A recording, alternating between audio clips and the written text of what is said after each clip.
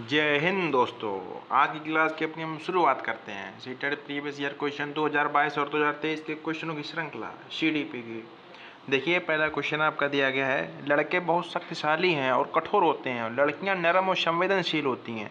ये गांव में अक्सर कहा जाता है कि लड़के बहुत शक्तिशाली और कठोर होते हैं, लड़कियां नरम और संवेदनशील होती हैं। इस तरह के कथन को आप क्या कहेंगे? जेंडर समानता? बिल्कुल गलत। जेंडर समता? ये भी नहीं होगा। जेंडर सशक्तिकरण? इसकी बात होनी चाहिए बट ऐसा होता नहीं है। फोर्थ है जेंडर स्टेरियोटाइप्स। इसका राइट ऑप्शन हो जाएगा जेंडर स्टेरियोटाइप्स। नेक्स्ट क्वेश्चन देखते हैं। बच्चों की स्वीकृत अधिगम शैलियों में वैयक्तिक विभिन्नताओं को किस प्रकार से संबोधित नहीं किया जाना चाहिए? इसमें नहीं पूछा गया है। सबसे इम्पोर्टेंट बात आपको पेपर में यही देखनी है कि लास्ट में नहीं पूछा गया है या है पूछा गया है। इसको आप सबसे पहले अंडरलाइन कर लीजिएगा। तो इसमें पहला क्या है, उन्हें बहुविध तरीकों से जानकारियाँ प्रस्तुत करके, उन्हें बहुविध तरीकों से जानकारियों पर काम करने के अवसर देकर, उन्हें बहुविध तरीकों से काम में शामिल होने के अवसर देकर और उनका बहुविध तरीकों में नामीकरण व लेबलिजेशन कर कर। तो इसका राइट ऑप्शन हो जाएगा आपका कौन सा होगा? इसमें डी वाला आपका सही हो जाएगा, फोर्थ ऑप्शन।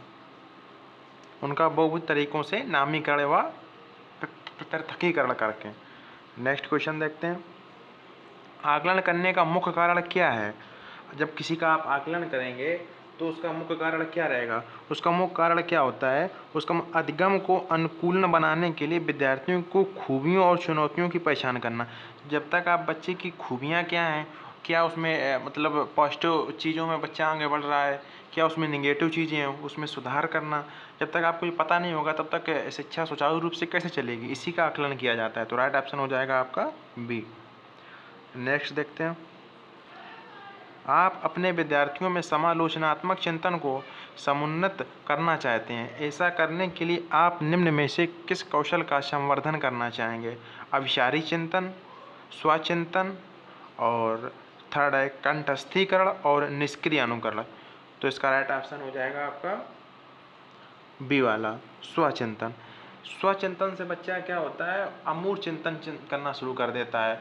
और जैसे मान लो कुछ जैसे वो सोचता है कि सूर्य क्यों चमकता है, इस तरह जब वो स्वचिंतन करता है तभी वो आगे बढ़ पाता है। नेक्स्ट देखते हैं। विद्यालयों में सुविधा वंचित पृष्ठभूमि से आने वाले, जहाँ पे सुविधाएं नहीं पूर्ण तरीके से होती हैं, जो गरीब परिवार के बच्चे होते हैं, उनके लिए पृष्ठभूमि से आने वाले बच्चों का निम्न स्तरीय निष्पादन किस ओर संकेत करता है? विद्यालय सभी विद्यालयों की आवश्यकताओं की ओर ध्यान देता है। उनके माता पिता शिक्षा का महत्व नहीं समझते हैं। विद्यालय सभी बच्चों की आवश्यकताओं एवं योग्यताओं को संबोधित नहीं कर पाते हैं। बच्चों का सामाजिक परिवेश बच्चों के अधिगम के लिए पूरी तरह से उत्तरदायी होता है। तो इसका राइट ऑप्शन हो जाएगा थर्ड। विद्यालय सभी बच्चों की आवश्यकताओं एवं योग्यताओं को संबोधित नहीं कर पाते हैं। नेक्स्ट देखेंगे। विकलांगता वैयक्तिक और सामाजिक कारकों के बीच बाधित अंतःक्रियाओं का परिणाम है। विकलांगता का कौन सा प्रतिमान इस दृष्टिकोण को समर्थन करता है? चाहे प्रतिमान आपके सामने दिए गए हैं, उसमें में से कोई आपको एक चुनना है। तो विकलांगता का ये सामाजिक प्रतिमान होगा आपका। कौन सा? सामाजिक, सोशल। नेक्स्ट देखेंगे। श्रवण बाधित वाले विद्यार्थियों के सफल समावेशन को सुनिश्चित करने के लिए अध्यापकों को क्या करना चाहिए? श्रवण बाधित बालक है, जिसको सुनने में दिक्कत हो रही है, तो उसके लिए अध्यापकों को क्या करना चाहिए? अध्यापकों को यह सुनिश्चित करना चाहिए कि मौखिक संप्रेषण के लिए उनके लिए पूरित करना चाहिए। देखो, मौखिक संप्रेषण की बात की गई यहाँ पे, क्योंकि यहाँ पे श्रवण बाधित जो बच्चे हैं उनको सुनने में दिक्कत होती है। राइट ऑप्शन हो जाएगा फोर्थ। मेधावी व प्रतिभाशाली बच्चों में किस तरह की संभावनाएं होती हैं? जो बच्चे मेधावी होते हैं उनमें प्रतिभाशाली बच्चे होते हैं, वो क्या करते हैं, नई नई खोज के बारे में सोचते रहते हैं कि ऐसा क्यों होना चाहिए, वो क्यों लगाते हैं यार क्वेश्चन में। तो इसका हो जाएगा समस्या समाधान को इच्छा व्यक्त करने में, अपनी वो इच्छा व्यक्त करते हैं समस्या समाधान के लिए, इंगेज्ड होते हैं हर चीज़ में। नेक्स्ट देखते हैं। निम्नलिखित में से कौन सा प्रावधान attention deficit hyper active disorder वाले विद्यार्थियों के लिए चुनौती प्रस्तुत करता है? ये आपका एक ऑर्डर होता है, डिसऑर्डर होता है, सॉरी डिसऑर्डर होता है, वो उसमें राइट ऑप्शन हो जाएगा अब कौन सा, बिना किसी अंतराल के लंबी अवधि वाले व्याख्यान वाले जो होते हैं उनके लिए ये attention deficit hyper activity disorder वाले विद्यार्थियों को चुनौती उत्पन्न करता है। नेक्स्ट देखेंगे, अच्छा इस तरह की भी क्वेश्चन आपके 1 से 2 क्वेश्चन आपको मिल जाएंगे। CDP में 1 क्वेश्चन मिल जाएगा आपका EVS में। इस तरह अभिकथन और कारक वाले क्वेश्चन तर्क दिया जाता है। इसका उत्तर आपका अब पहले आप अभिकथन पढ़ेंगे, उसके बाद आप तर्क पढ़ेंगे। तर्क अगर रिलेट कर रहा है अभिकथन से तो दोनों सही माने जाएंगे, यही आपको देखना होता है। चलो देखते हैं। अध्यापकों को अपने विद्यार्थियों को सहयोगात्मक अधिगम में सहयोग करने, समूह कार्य करने और सक्रिय रूप से भाग लेने के लिए क्या करना चाहिए, प्रोत्साहित करना चाहिए। बिल्कुल सही बात है। तर्क क्या दिया गया, अधिगम एक सामाजिक गतिविधि है, सही है, और विद्यार्थियों को सामूहिक रूप से ज्ञान सृजन करना चाहिए, ये भी आपका सही है। तो इसका राइट ऑप्शन कौन सा हो जाएगा। जब दोनों बातें सही कही गई हैं और जो तर्क दिया गया है वो अभिकथन के अनुरूप दिया गया है तो इसका राइट ऑप्शन ए हो जाएगा, क्योंकि ए और आर दोनों सही हैं और आर है जो वो अभिकथन ए की जो व्याख्या है उसी के अकॉर्डिंग दी गई, इसीलिए राइट ऑप्शन हो जाएगा आपका फर्स्ट। नेक्स्ट, शिक्षण अधिगम की निम्न में से कौन सी विधि ज्ञान के सृजन में विद्यार्थियों की सक्रिय भूमिका को महत्व नहीं देती है। कौन सी ऐसी विधि है जो सक्रिय भूमिका को महत्व नहीं देती है। देखिए व्यवहार अनुकूलन। व्यवहार अनुकूलन ऐसी बात है, बच्चा व्यवहार के द्वारा ही सीखता है, तो व्यवहार अनुकूलन तो आपकी देती है।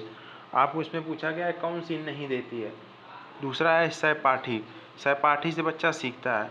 तीसरा है अन्वेषण विधि, ये भी आपकी देती है, और पारस्परिक शिक्षण विधि ये भी देती है। तो इसका राइट ऑप्शन हो जाएगा फर्स्ट, यही गलत है, बाकी सब सही है।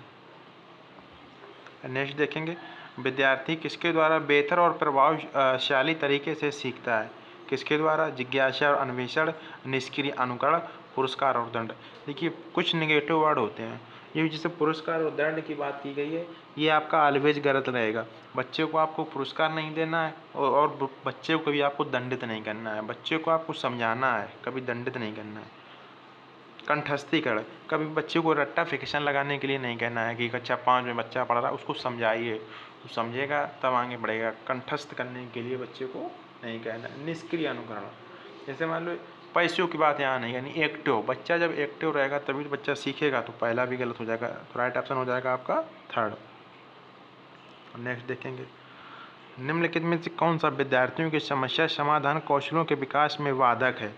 इसमें बाधक की बात की गई है, इसमें 3 हैं जो उसके अनुरूप हैं और चौथा है जो बाधक है। पहला है अनुरूप चिंतन, यानी कि ये तो बाधक का काम नहीं करेगा। दूसरा है कौन, प्रकार्यात्मक स्थिरता, देखो स्थिरता नहीं आनी चाहिए, ये आपका नेगेटिव मिल गया, ये आपका आंसर हो गया। कौन सा, प्रक्रियात्मक स्थिरता, ये ऑप्शन होंगे। नेक्स्ट देखेंगे, विद्यार्थी द्वारा गृहीत वैकल्पिक अवधारणाएं अध्यापकों द्वारा किस प्रकार संबोधित की जानी चाहिए। इसमें पूछा गया आपको विद्यार्थियों द्वारा गृहीत वैकल्पिक अवधारणाएं अध्यापकों द्वारा किस प्रकार संबोधित की जानी चाहिए। तो विद्यार्थियों को अपने विचार साझा करने के लिए प्रोत्साहित करना चाहिए। देखो जब बच्चे अपने विचार साझा करेंगे तो वो कुछ नया सीखेंगे और इन पर समग्रता से चर्चा करनी चाहिए। विद्यार्थी जो विचार रखे हैं क्यों ही ना वो नेगेटिव हो, फिर भी उस पर चर्चा करनी चाहिए, तभी तो सीखेगा ना। इसका राइट ऑप्शन हो जाएगा थर्ड। नेक्स्ट देखते हैं, निम्नलिखित में से कौन सा वह अप्रेरणा का उदाहरण है। वह अप्रेरणा का उदाहरण कहा गया है, तो यहाँ पे वह अप्रेरणा का उदाहरण आ जाएगा कौन सा, नगद पुरस्कार पाने के लिए अधिगम, ये आपका वह प्रेरणा। जबकि अंतः प्रेरणा का क्या हो जाएगा, जिज्ञासा को संतुष्ट करने के लिए अधिगम, ये आपका अंतः प्रेरणा हो जाएगा। समझ को संतुलन करने के लिए अधिगम, ये भी अंतः हो जाएगा। और किसी कौशल में निपुणता प्राप्त करने के लिए अधिगम, ये भी आपका अंतः हो जाएगा। नेक्स्ट देखेंगे, सायमा, यहाँ पे श्यामा की एक लड़की है उसकी बात की गई। सायमा अपनी असफलता के लिए योग्यता में कमी को उत्तरदायित्व मांगती है, कि वो मतलब कम योग्य है और योग्यता को एक स्थिर रूप की तरह मानती है। बार बार असफलताओं का होना उसमें किस प्रकार की भावना का विकास करेगा। कोई बच्चा अगर बार बार असफल हो रहा है तो उसमें किस प्रकार की भावना विकसित होगी, ये पूछा गया है आपको। जिज्ञासा नहीं, बार बार फेल हो रहा है तो उसमें जिज्ञासा नहीं होगी। जिज्ञासा तब होती जो कुछ बच्चा नया सीखने की क्यूरियोसिटी होती है, उसके अंदर कुछ जिज्ञासा होती तो होती है। इसका राइट ऑप्शन हो जाएगा सेकेंड वाला, असहाय का सीखा हुआ भाव।